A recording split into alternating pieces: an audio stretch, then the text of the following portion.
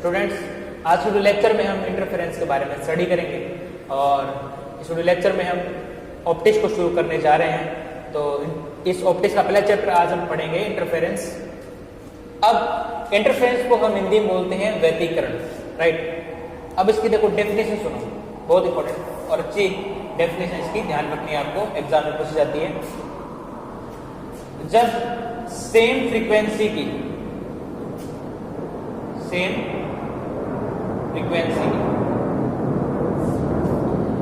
जब same frequency की और सेम एम्पलीट्यूड की, यानी कि सेम एम्पलीट्यूड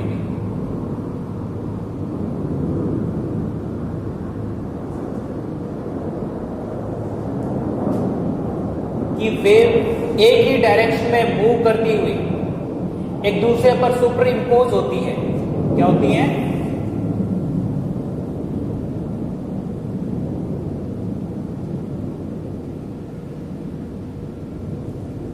एक ही डायरेक्शन में मूव करती हुई एक दूसरे पर सुपर इम्पोज होती हैं। तो इनके सुपर इम्पोज होने से एक ऐसा क्षेत्र प्राप्त होता है जिसके कुछ पॉइंट्स पर इंटेंसिटी मैक्सिमम होती है और कुछ पॉइंट्स पर इंटेंसिटी जीरो होती है। इस फिनोमेना को हम बोलते हैं व्यतिकरण, इंटरफेरेंस, राइट। तो इंटरफेरेंस पैटर्न जो होता है वो इस तरीके का होता है, कुछ बैंड्स होते हैं उसके अंदर और कुछ बैंड्स चमकीले होते हैं लाइट के कारण और कुछ बैंड्स डार्क होते हैं क्योंकि वहां पर कोई लाइट नहीं पहुंच पाती। और इस प्रकार के पैटर्न को हम बोलते हैं इंटरफेरेंस पैटर्न। स्टूडेंट्स, आपकी स्क्रीन पर भी ये शो हो रहा होगा, जो रीजनल एक्सपेरिमेंट के द्वारा जो इंटरफेरेंस मिलता है वो आपको स्क्रीन पर शो हो रहा होगा, तो आप वहां पर इसको देख सकते हैं। अब देखो, आप ये जो बीच वाला हिस्सा है वहां पर कोई लाइट नहीं पहुंच रही, इसलिए ये हमारा हिस्सा डार्क होगा, राइट। यानी ये जो बैंड होगा ये डार्क होगा। और आप यहां पर देख सकते हो कि यहां पर इंटेंसिटी मैक्सिमम मिल रही है, इसलिए ये जो हमारा हिस्सा होगा वो ब्राइट होगा, राइट। इस प्रकार से आपको ब्राइट डार्क प्रकार के कुछ पैटर्न मिलता है। इस पैटर्न को हम बोलते हैं इंटरफेरेंस पैटर्न। अब फ्रेंड्स, ये जो बैंड मिला है इस बैंड को हम बोलते हैं फ्रिंज। क्या बोलते हैं? ये फ्रिंज। ये ब्राइट फ्रिंज है, ये डार्क फ्रिंज है, ये ब्राइट फ्रिंज है, ये डार्क फ्रिंज है। इस प्रकार से इनको फ्रिंजेस बोलते हैं, राइट। इंटरफेरेंस खास बात ये होती है कि इन फ्रिंजों की जो लेंथ होती है, विड्थ होती है, विड्थ कह सकते हैं, तो इन फ्रिंजों की जो विड्थ होती है वो इक्वल रहती है। यानी ये विड्थ, ये विड्थ, ये विड्थ, ये विड्थ इक्वल होती है, राइट। अब देखो, अब हम जानना चाहते हैं कि इंटरफेरेंस की कंडीशंस क्या होती है, क्योंकि जो नेक्स्ट लेक्चर है हमारा जिसमें हम यंग्स डबल स्लिट एक्सपेरिमेंट को स्टडी करेंगे उसमें चीज बहुत काम आएगी। पहली देखो क्या है, पहली ये है कि वेव्स की फ्रीक्वेंसी सेम होनी चाहिए। यानी यदि दो वेव्स हैं, यदि एक वेव लाल कलर की है, रेड कलर की है और दूसरी वेव ग्रीन कलर की है, तो इन दोनों के बीच में इंटरफेरेंस नहीं होगा, क्योंकि आपको पता है रेड और ग्रीन इन दोनों की फ्रीक्वेंसी सेम नहीं होती। यानी दोनों लाइट मोनोक्रोमेटिक होने चाहिए, यानी दोनों जो लाइट हैं वो एक ही फ्रीक्वेंसी की होनी चाहिए। पहली बात तो ये, ठीक है।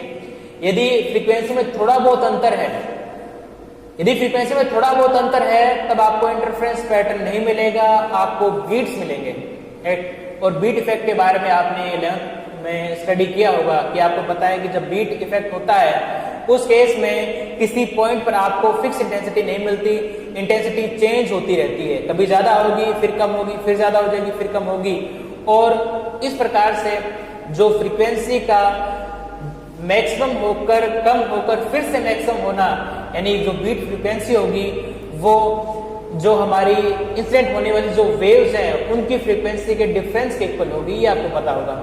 ठीक इसी प्रकार से यदि ये फ्रीक्वेंसी सेम ना होकर लगभग सेम होगी, अप्रोक्सीमेट सेम होगी, तो आपको इंटरफेरेंस पैटर्न नहीं मिलेगा, बल्कि एक विशेष प्रकार का पैटर्न मिलेगा जिसमें ये जो इंटेंसिटी है वो चेंज होती जाएगी। कैसे? ये जो हमारा ब्राइट है वो धीमे धीमे धीमे इसकी इंटेंसिटी कम होती हुई और एक टाइम आएगा जब ये जीरो इंटेंसिटी पे होगा, यानी ये डार्क हो जाएगा।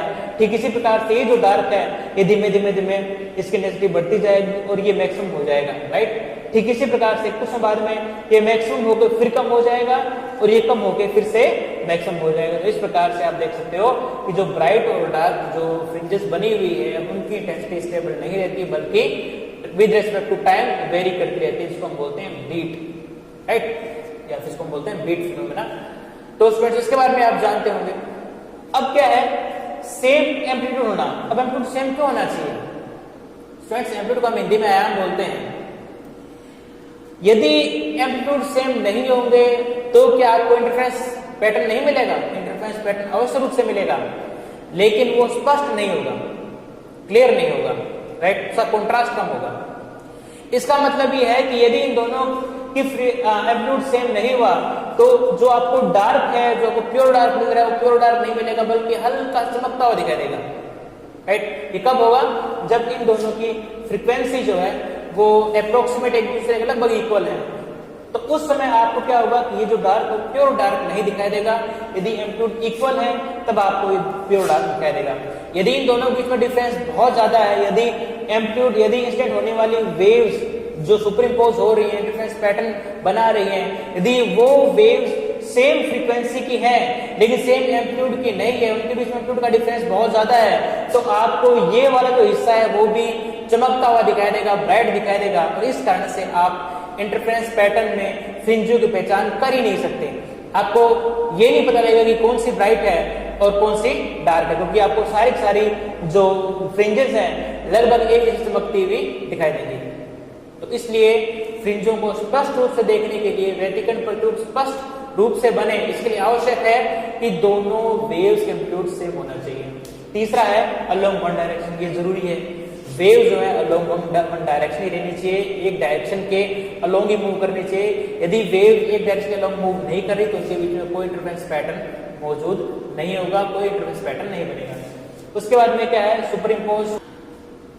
देखो दो वेव्स हैं, एक वेव है और एक दूसरी वेव है। अब ये वेव इस पॉइंट को ऊपर की ओर डिस्प्लेस करती है, राइट, ये वो पॉइंट है इसको ऊपर की ओर डिस्प्लेस करती है। आपको पता है कि जब वेव इस पॉइंट के थ्रू गुजरेगी तो ये पॉइंट ऊपर नीचे ये डिस्प्लेस्ड होता रहेगा। यदि आपने मेरे इनिशियल लेक्चर्स पढ़े हैं तो मैंने इसका आपको एनिमेशन दिखाया है, इसमें आपको आप देख सकते हो कि वहां पर जो ब्लू डॉट है, जब वेव गुजरती है तो ब्लू डॉट ऊपर नीचे होता रहता है। और ये जो वीडियो है मैं आपको डिस्क्रिप्शन लिंक में ऊपर की तरफ डाल दूंगा, आप वहां पे इसको क्लिक करके वो वीडियो लेक्चर देख सकते हैं। उसमें एनिमेशन वगैरह आपने बताया कि ये जो पॉइंट ऊपर नीचे डिस्प्लेस होता रहता है। अब क्या है कि किसी टाइम टी पर ये ऊपर की तरफ डिस्प्लेस हो रहा है, ठीक किसी वक्त दूसरी वेव है और दूसरी वेव के कारण ये जो पॉइंट है, सेम पॉइंट है, वो भी क्या है ऊपर की तरफ डिस्प्लेस हो रहा है। लेकिन हो सकता है कि दोनों इक्वल ना हो, डिस्प्लेसमेंट है वो इक्वल नहीं हो सकता है। अब जो सेम पॉइंट है ये यहाँ पर मान लेते हैं कि ये यहाँ इतना डिस्प्लेस हुआ, एक्स1 पर नहीं पहुंचा, राइट। तो इस वेव के कारण ये पॉइंट मैक्सिमम डिस्प्लेस होता है और इस वेव के कारण ये पॉइंट मैक्सिमम डिस्प्लेस नहीं होता। अब इन दोनों वेव्स के कारण इस पॉइंट का जो डिस्प्लेसमेंट होगा, जो रिजल्टेंट डिस्प्लेसमेंट होगा, वो इन दोनों डिस्प्लेसमेंट का जोड़ होगा। क्या होगा? ये ऊपर की ओर, राइट, ये मैक्सिमम है और ये थोड़ा कम है, y2 मान लें इसको y1 मान लें, इसको y2 मान लें, राइट। इस प्रकार से इस पॉइंट का जो डिस्प्लेसमेंट होगा वो दोनों वेव्स के कारण इस पॉइंट के इंडिपेंडेंट डिस्प्लेसमेंट के वेक्टर सम के इक्वल होगा। क्या होगा कि जो टोटल जो रिजल्टेंट जो डिस्प्लेसमेंट होगा इन दोनों वेव्स के कारण इस पॉइंट का, वो इन दोनों वेव्स के इंडिपेंडेंट डिस्प्लेसमेंट y1 और y2 के वेक्टर सम के इक्वल होगा। इस प्रकार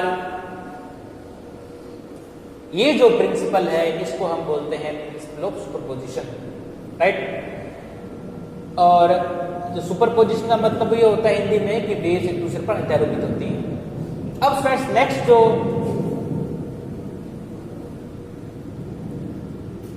इसको हम बोलते हैं प्रिंसिपल ऑफ सुपरपोजिशन।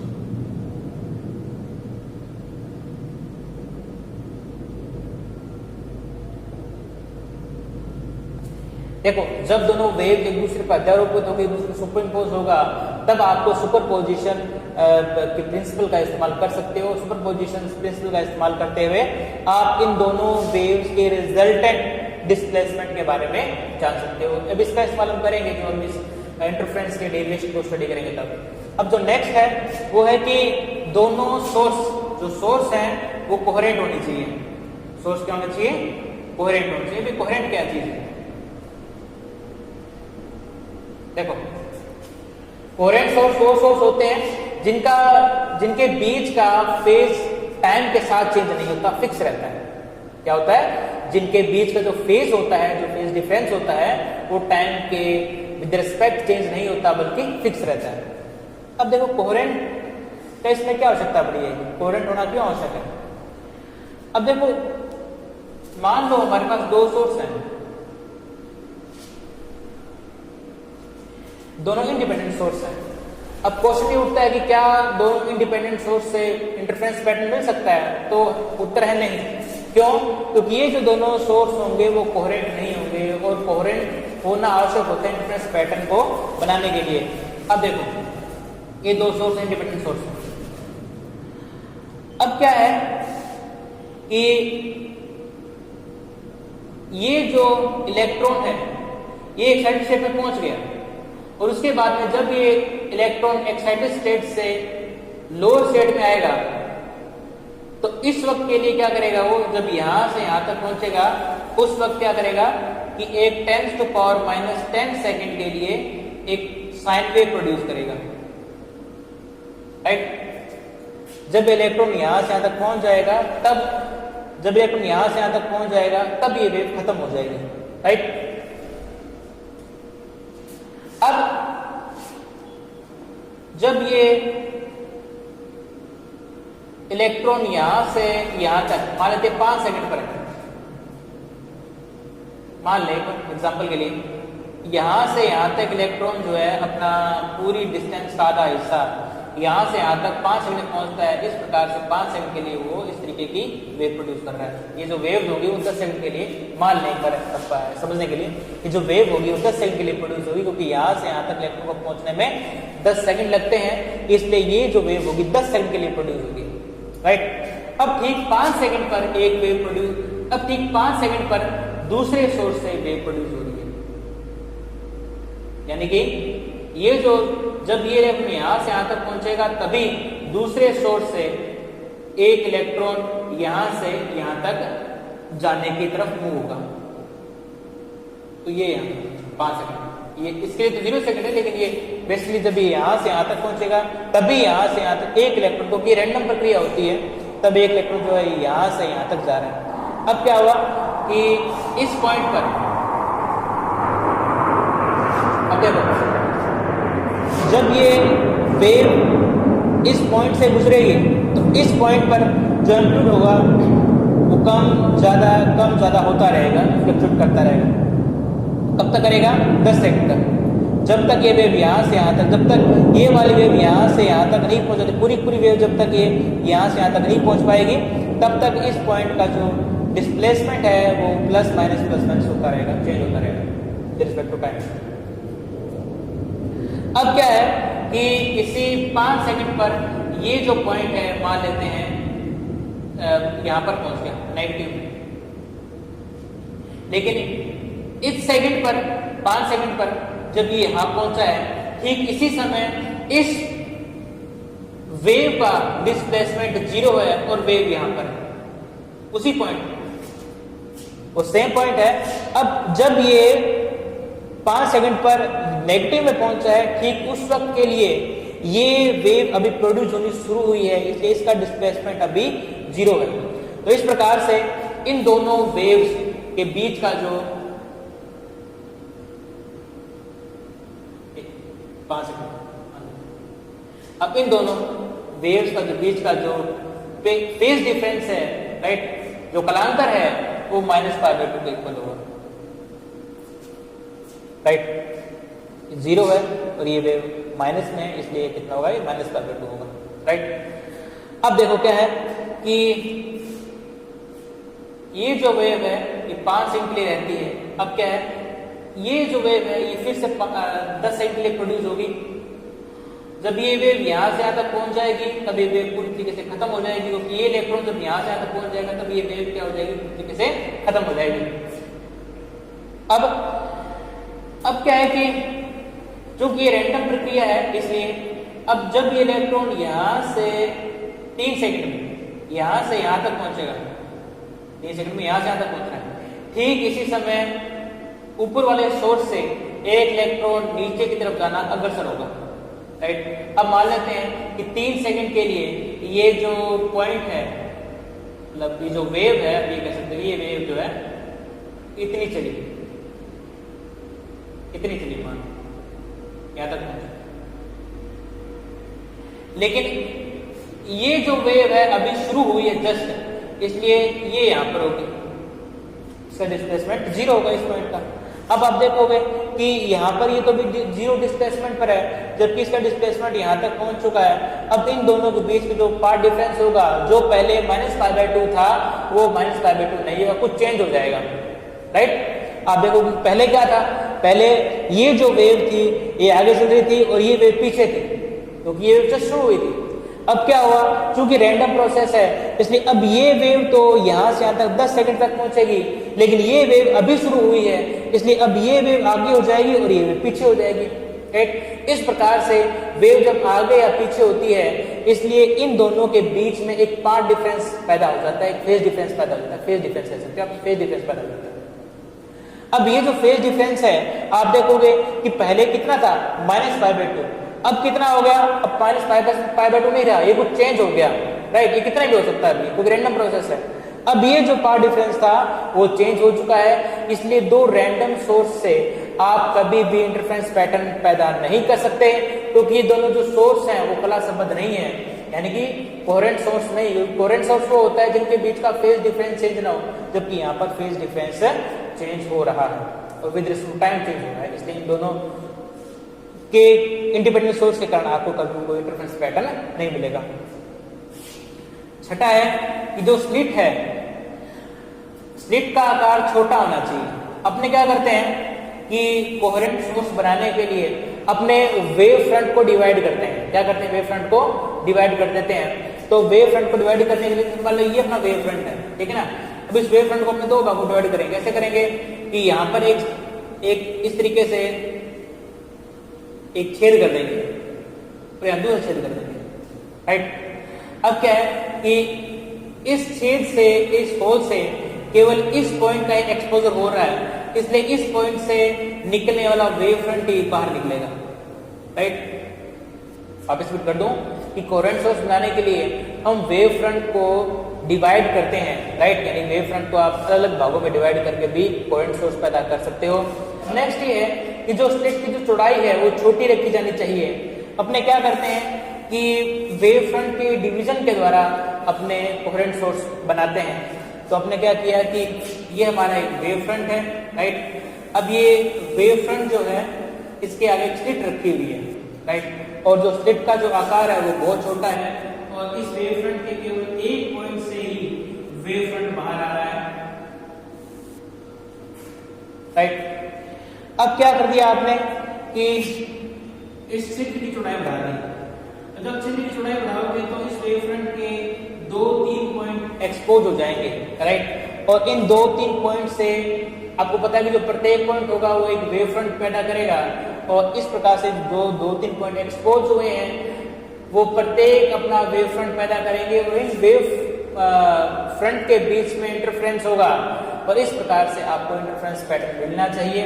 लेकिन चूंकि 2 या 3 सोर्स एक दूसरे के साथ इंटरफेरेंस पैदा कर रहे हैं, इसलिए आपको इंटरफेरेंस पैटर्न तो मिलेगा, लेकिन उसका जो कॉन्ट्रास्ट होगा वो सही नहीं होगा, अच्छा नहीं होगा।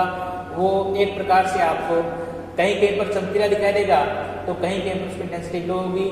और साथ ही साथ आप देखोगे कि इनकी जो चौड़ाई है वो भी फिक्स नहीं होगी। इसका मतलब ये है कि आपको इंटरफेरेंस पैटर्न अच्छा नहीं मिलेगा। जरूरी क्या है कि ये जो पॉइंट्स हैं, ये जो छिद्र है, इतना रखा जाना चाहिए कि केवल और केवल एक पॉइंट की एक्सपोज इस वेव फ्रंट का, अदरवाइज आपको इंटरफेरेंस पैटर्न तो मिलेगा लेकिन वो स्पष्ट नहीं होगा, राइट। तो स्टूडेंट्स इस प्रकार से आपने इंटरफेरेंस के कुछ पॉइंट्स समझे, देखे। अब स्टूडेंट्स इस पॉइंट के द्वारा हम जो नेक्स्ट लेक्चर है उसमें डबल स्लिट एक्सपेरिमेंट को स्टडी करेंगे।